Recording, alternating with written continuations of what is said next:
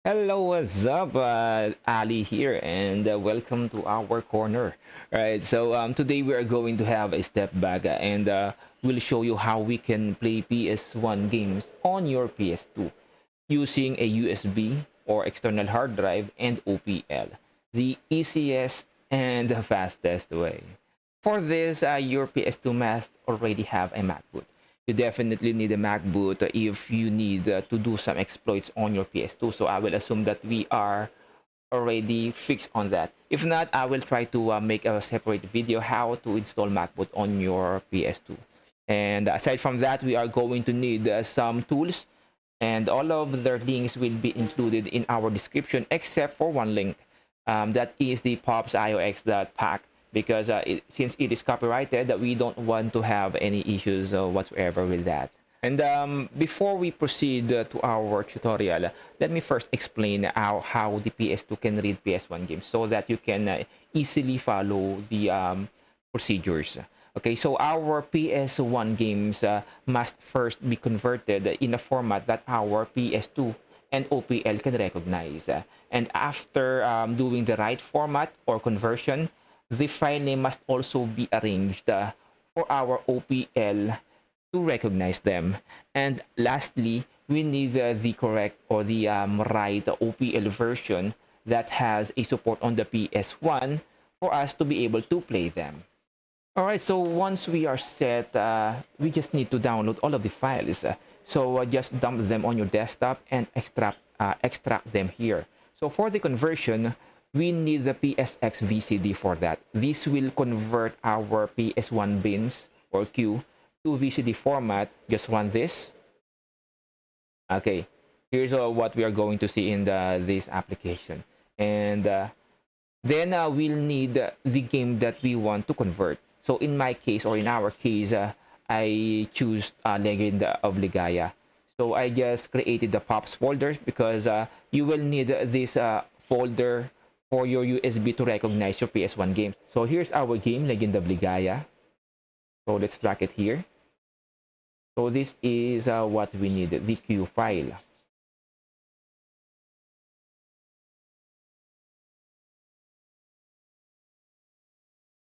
All right, so here is the queue. So here in PSX VCD, just click on Add Files and click on the file that we are going to convert. In our case, Legend of Ligaya.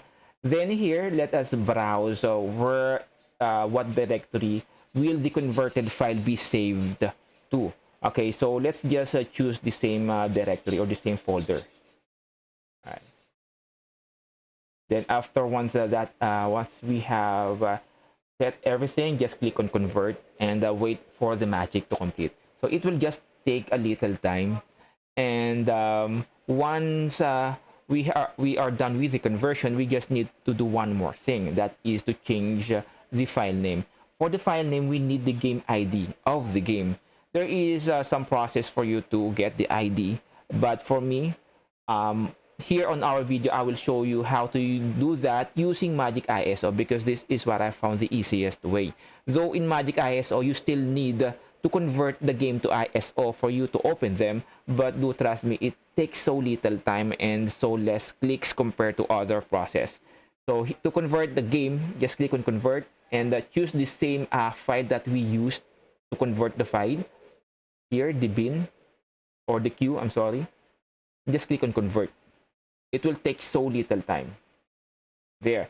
And you will see the converted file on the same directory. Okay. So let's click on pops. And here is the ISO. So just click on the ISO. And you will see the game ID. Here is the game ID. This is what we need. You will definitely recognize this format. This is what you need to use on the file name of the PS1. Okay, so just copy this and paste it on the converted file. So the converted file will be located in pops again, because these PSX VCD will create a pops folder on the directory that you choose. Okay, so here is the converted file. You will see that VCD and just place the ID here. And don't forget to press dot. That will separate the code and the file name. All right, so this is very important. Make sure that we have the code clean, separated with a dot on the from the file name. Right. So once we are done with this format, we just need two more files. One is the right OPL version. We have already included them in the description. Then the pops iox.pack. Unfortunately, again, I won't be able to provide a link for that, but a simple Google search will do the job. Trust me, it's very easy to find. And once you have those two files, just get your USB or whatever storage that you are going to use and create a pops folder. Here in the pops folder, we will place all of the files that all of the games that we are going to use in OPL. So for our case, it's the Legend of Ligaya. So here in the pops folder, just paste it here. And the pops iox.pack must also be included in the pops folder. And also, you may also include here the OPL file that we need. Here, the opnpstld.elf. So this is what we want and what we need, the .elf file. And once everything is done, we can go and proceed to our PS2. All right, so here in the PS2, just plugged in our USB and just go to ULaunch. This is like the main menu of the MacBoot or the launcher, where we can access all of the files we have plugged in our PS2. So we need to browse our USB. To be able to do that, just click on the browser, file browser, and mass. This is the USB browser, mass. And the files that we have prepared are here in pops here. And from here, we have other options, because we can just keep our OPL here, or we can paste it to some other directory that for you is easier to access. But for me, in my case, since I will be using this application on the same USB, I will just keep it here. Or if you want to transfer it on a different path, just press on R1, highlight the game, highlight the file first, then press on R1, then copy, then back here, then choose whatever path you want to paste it from. So let's say, for example, I want to paste it on my memory card slot 1. This is the first memory card, the first slot, memory card slot 1, MC0, and this is memory card slot 2. And since my memory card is plugged into the first slot, so it's here on the MC1, MC0, then you may paste it here anywhere you want. So just press on R1, then paste. Right. But since I'm not doing that, so I'm going to skip that. And let me just show you how you can access the file easier, so you don't have to go through the browser, mass, and pops. So if you want to see it here, just click on configure. Choose wherever you want to place it. For me, in my case, I will put it here in L2. Then go to the directory where it is located. In our case here, pops. Then click on the L file or on the file, then press OK. So you every time you go here in the ULaunch, you will see it right away here. So once everything has been prepared, all of the conversion has been done, the file name and the applications, you can just launch your OPL. And the next thing we need to do is we'll just have to do some configurations on the OPL for it to recognize the PS1 game that we have prepared. So for that, we have to go to settings, and here on the PS1 games mode, the PS1 games display mode, just click on auto. And also the BDM start mode also in auto. And once you're done, just click on OK. And don't forget to save.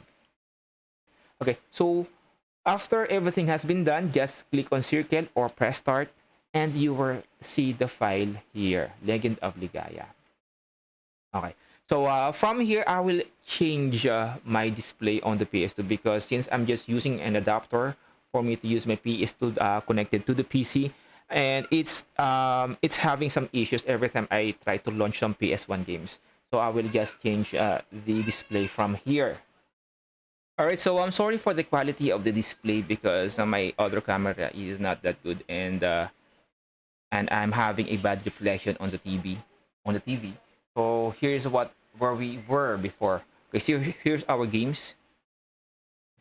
So just click on the rightmost part of the OPL and you will see the PS1 games. And just click on the games that we are going to load. And in our case, the Legend of Ligaya.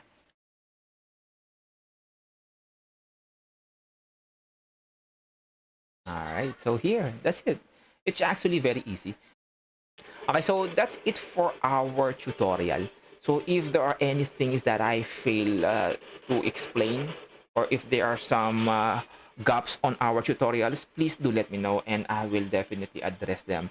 And if you found this video helpful, please do leave a thumbs up and subscribe. And again, see you on the next video. Bye-bye.